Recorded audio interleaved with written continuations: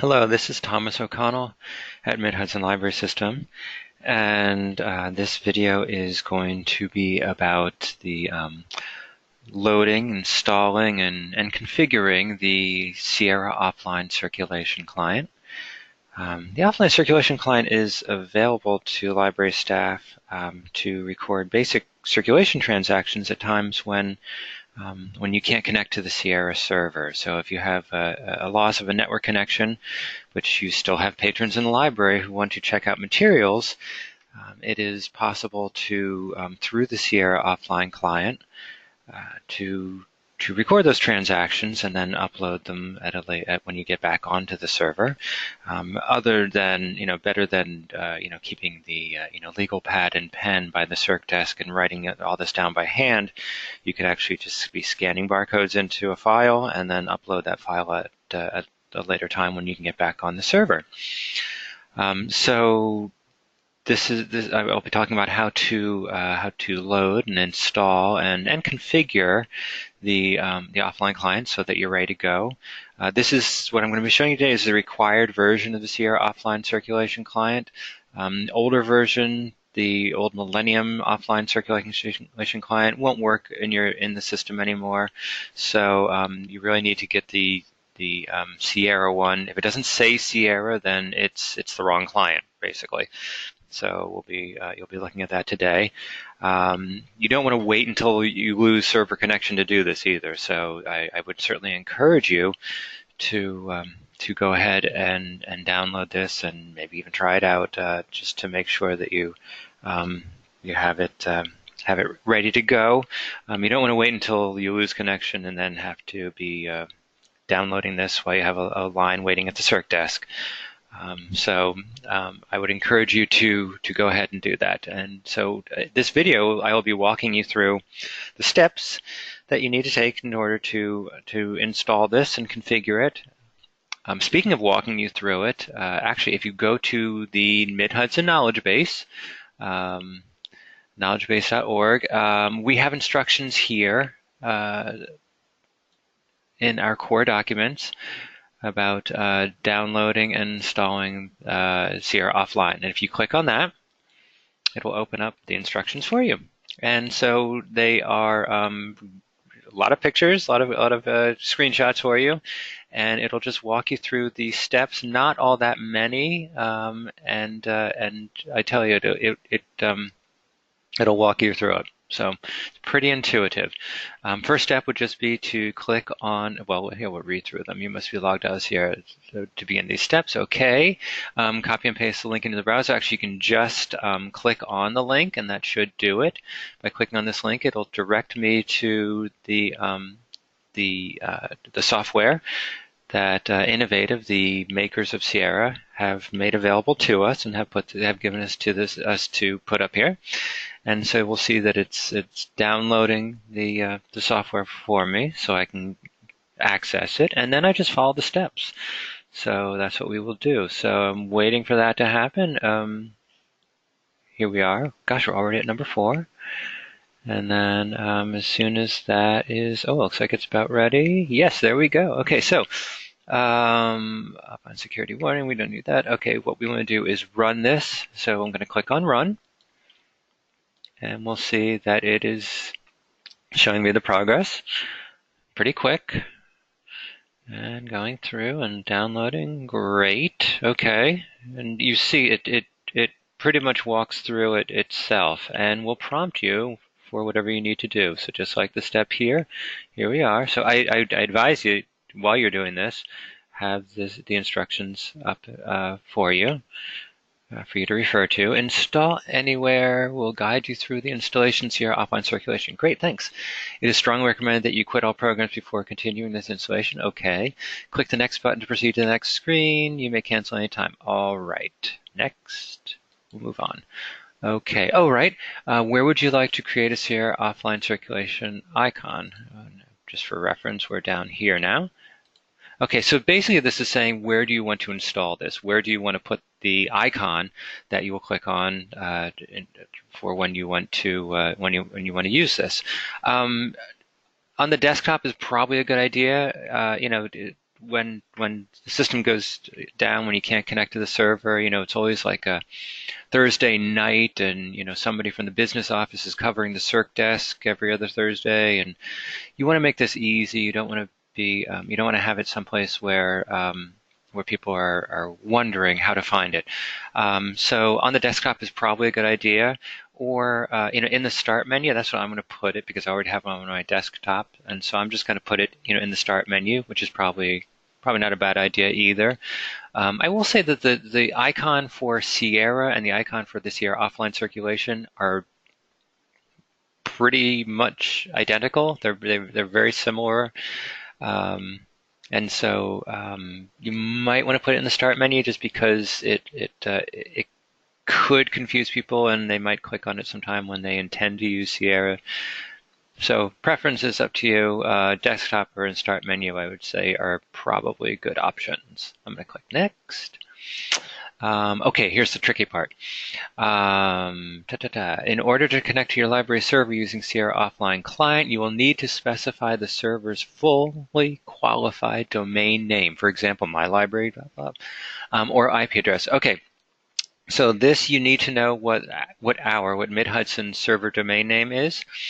Easy as can be, midhudsonlibraries.org, and that's all you need to put in here. As it shows in the instructions, all you have to type in here, you don't have to know anything intricate. You don't have to call your IT department. It's just putting in, oops, I'm doing the one that they give an example. MidHudson, oops, if I can spell it correctly. midhudsonlibraries.org. Okay, so I'm just going to reference it, midhudsonlibraries.org, midhudsonlibraries.org. Simple as that. That's all you need to put in there. Click next. And that was the tricky part, so we're doing fine. Okay, so just kind of a review of what we've done. Basically, all you need to look at is, what are you downloading? Sierra Offline Circulation. Yep. Take a look here. Just make sure that it looks like you put in the correct domain name, because it's not. I haven't found a way to check that at a later date. And I know I was talking with somebody who was downloading this the other day, and they were like, oh, I just downloaded on 3 different computers, and I think on one of them I might have typed the wrong server name. And so she had to go back and reinstall, because she wasn't sure. I bet that probably would have been fine. But you just don't want to have that gnawing, wondering, oh, I hope I typed it right. So just take a quick look and review, just to make sure it looks right. And then if so, then you just, as it says, click on install. And it will, as it shows you in the instructions, it shows you the progress. And here we go. Oh, almost there. And all right, congratulations. Oh, wow, thanks. Sierra Offline Circulation has been successfully installed to the Sierra desktop offline. Press done to quit the installer. Yeah, we're done. And so that's it. That's really all you have to do. Well, that's all you have to do to install it, to get it onto the computer, wherever you want to use this for offline circulation. And now we see I should have it. Actually, it doesn't appear here yet, but it will be appearing in my, if I go to all programs, there it is, and it'll open right up. And from now on, it will appear in my, there it is, in my start menu. All right, and so here is the Sierra Offline Circulation client. It's kind of nice. It says Sierra instead of Millennium, so that's nice. But also, what I really like about it is that it actually has the has buttons that tell you what they are for, as in check out and check in and renew and patron registration. Some of these we use, some of these we don't. So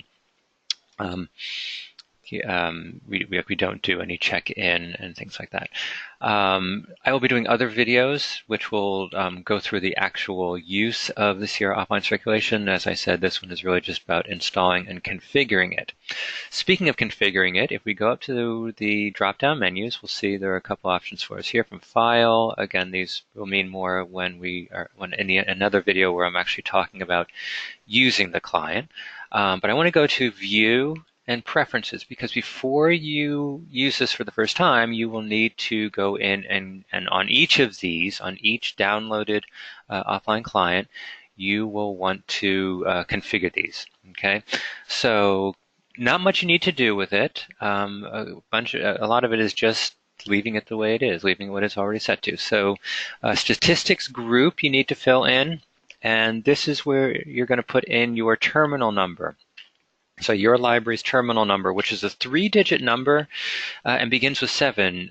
You would have to refer to yours to see what that is. Actually, if you go back to the knowledge base, we have in one of our reference guides, I think we have terminal numbers. So if you're not familiar with what your terminal number is, just go to the knowledge base and you can access that and figure out what your terminal number is. Okay, so it's a 3-digit number, begins with a 7, and so you fill that in here. Date format, month, day, year, just leave that exactly as it is. That's fine. That actually isn't the format that you'll be using. Again, that comes up later when we're in a video where we're using it. But basically, what this is saying is a month, date, year in that order. And that's what we want to do. Check barcode validity, just leave that checked because we want this to check barcode validity. What it's checking here is that the barcodes, the patron barcodes and the item barcodes that you are entering look like they are valid barcodes. It's not actually going to tell you if they are valid barcodes, if they refer to a patron in the system, or if the item that you put in had been missing, or if the patron owes too much money and they're blocked. Things like that it can't check, it can't validate for you, because to find out information like that, it needs to refer to the Sierra server. It needs to connect to the Sierra server and actually look up that patron's record and see if they owe too much money and they're blocked, or if they have a hold waiting for them, or if they left their jacket at the library and you need to check the lost and found because there's a message for them. The whole point of using the offline client is that we can't get to the Sierra server. So we can't get into Sierra and look at these things. So it will check for things like, is it the correct number of characters? Is it, I think, 14 digits for the barcodes? Does a patron barcode begin with 2? Does an item barcode begin with 3? So it'll check things like that to make sure that the barcodes look like they are valid barcodes. And that's kind of the extent of the validity. But it's nice in that it at least checks those. So like if you're going back to the legal pad and pen version of recording your offline transactions, if you write down, if you write down the barcode incorrectly, you're not going to know that until the time when you actually go to load them in, and gosh, by then it's a little too late. So just leave the barcode validity on. The one other thing you would need to set here is the do slips. Some libraries do this, some libraries don't. If you're not going to do it, then just leave it at none. If you would like the offline client to generate date do slips, just like Sierra does, then, well, almost just like Sierra does. If you want the offline client to generate do slips, then just select probably 1 slip per patron. You're probably not going to print them out after every item you check out. 1 slip per patron is pretty good. And then you have some message lines that you can put in here. So you could put in library's name there, for instance. And then if you call, maybe some sort of brief message, and then the library's phone number or something like that. You only have 2 lines to work with here, and it's only going to print out some very basic information on the receipt. But at least you will be giving a receipt to the patron. The lines to eject is actually the number of lines that you want, a number of blank lines that you want at the end of the receipt. Really, how much extra paper do you want to generate when you're printing out these receipts? The same as in the Sierra, the setup for the Sierra printers. If you leave it blank or put in 0, then it's going to cut off right after the last line on the receipt. Something between like 3 and 8 or so, or 3 and 5 is probably a good idea. You know, put in 4, and then it'll spit out 4 extra lines on the receipt. I mean, I know you don't want to give out too much extra paper, and have it be like a CVS receipt or something. But just to make sure, to confirm that it's not going to cut off any important data that you want to be including in the on the receipt. So just to it is again just how many extra lines do you want to have before it knows to cut off the receipt. All right, so when you have this configured, patron registration settings, this is something we're looking into maybe allowing people to do. Traditionally, we have not allowed patron registration through the Seer client, but at a later date, there's probably going to be another video about doing patron registration, and then I will talk about filling in the patron registration settings for that. To get the offline client up and running, to use it for basic circulation checkout transactions, this is all you need to do, and you're all set.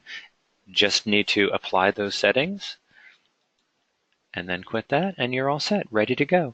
Ready to start scanning the first patron barcode. So, as you see, very brief, very quick, very intuitive. Using the system's intuitive, and even downloading and installing and configuring it is pretty intuitive. And so I hope this video is beneficial and helps you walk through it.